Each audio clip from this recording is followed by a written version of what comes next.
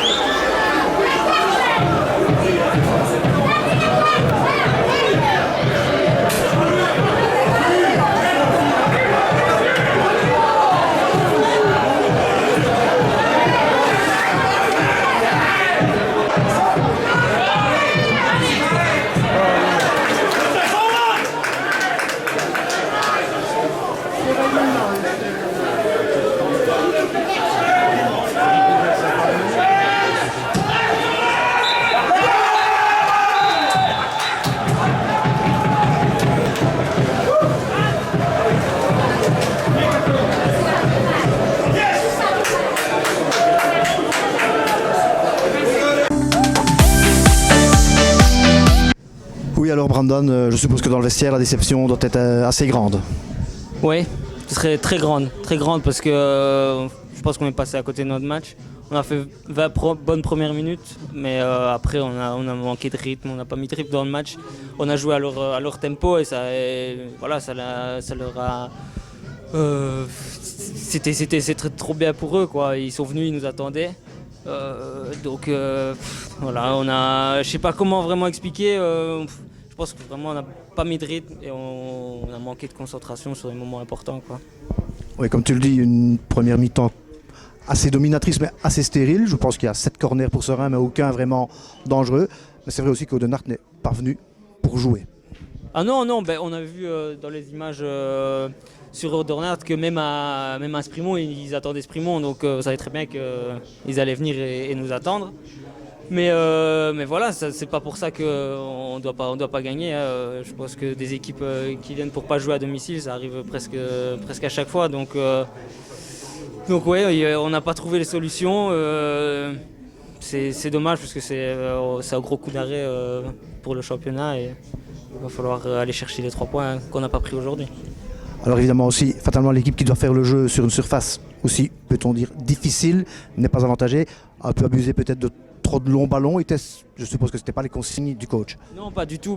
Justement, on nous avait dit que les 2 centraux et les 2 milieux def étaient très bons dans le jeu aérien. Et au premier mi-temps, on a essayé de ne pas le faire. Et puis je pense qu'une fois qu'on a pris le premier but, là on a perdu tout notre jeu. On ne trouvait plus aucune solution. C'était un problème de mobilité. Et puis voilà. Puis après, c'est sur des concentrations de les 2 rectangles qui nous tuent aujourd'hui.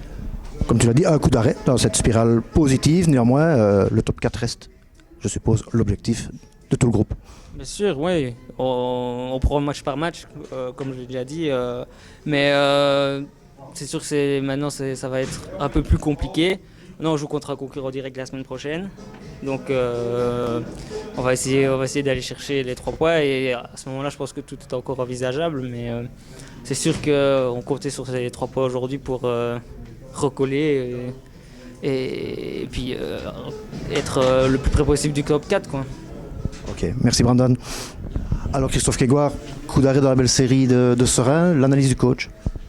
Je pense qu'on a manqué de trop d'ingrédients aujourd'hui pour pouvoir revendiquer quoi que ce soit. Je pense qu'on n'a pas été à la hauteur des attentes aujourd'hui. Je crois qu'on a manqué un peu de tout, d'agressivité d'un duel, de jeu vers l'avant, de simplicité, d'efficacité. On a été maladroit dans les gestes, on a été bousculé, on a été un peu en dessous de tout aujourd'hui. L'absence d'un Gilles Svers peut-être se fait ressentir aussi pour distiller le jeu plutôt que de longs ballons comme peut-être on a un peu trop abusé aujourd'hui. Je pense que Gilles est important parce que par son coaching, par son expérience et par sa personnalité sur le terrain. Et c'est sûr que dans un match comme aujourd'hui, on ressent un manque cruel de leader sur le terrain. Néanmoins, bon, objectif, toujours top 4 bien sûr. L'objectif, il était de terminer le plus haut possible. Maintenant, c'est sûr que le top 4 s'éloigne un petit peu pour nous, surtout que les équipes au-dessus ont aussi gagné. Donc, même si tout est encore possible, il va falloir beaucoup de chance encore pour y parvenir. C'est ce que nous souhaitons. Merci.